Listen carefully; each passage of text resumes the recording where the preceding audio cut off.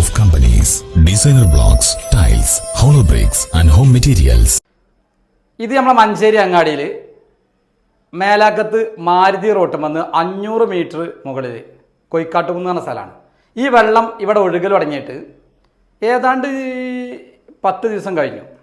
അവിടെയുള്ള നാട്ടുകാരൊക്കെ ഈ വാട്ടർ അതോറിറ്റിന്ന് അറിയിച്ചിട്ടുണ്ട്. വാട്ടർ അതോറിറ്റി ആവട്ടെ, ഇവിടുത്തെ ഭരണാധികാരികളാകട്ടെ, ഒരാളും ഇന്ന് വരെ ഇങ്ങോട്ട് തിരിഞ്ഞു നോക്കിയിട്ടില്ല.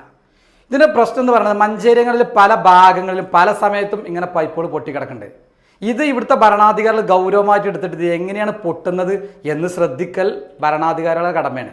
മാത്രമല്ല, ഇവിടെയുള്ള ഈ കോഴിക്കാട്ട് കുന്നുമ്മേ മുകളിൽ താമസിക്കുന്ന ഒരുപാട് ആളുകളുണ്ട്. ഇവർക്കൊക്കെ വെള്ളം കിട്ടിയിട്ട് ഒരുപാട് ദിവസമായി. അവിടെ അന്വേഷിച്ചപ്പോൾ നമുക്ക് കിട്ടിയ റിപ്പോർട്ടാണ്.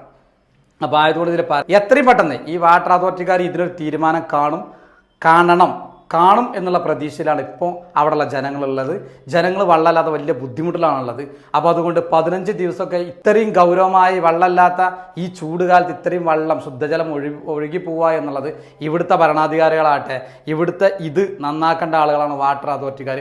അവരിതിന് മറുപടി പറഞ്ഞേ പറ്റുള്ളൂ. തീർച്ചയായിട്ടും ഇത് പെട്ടെന്ന് നന്നാക്കണം. അത് നന്നാക്കും എന്നുള്ള പ്രതീക്ഷയിലാണ് അവിടുത്തെ ജനങ്ങൾ.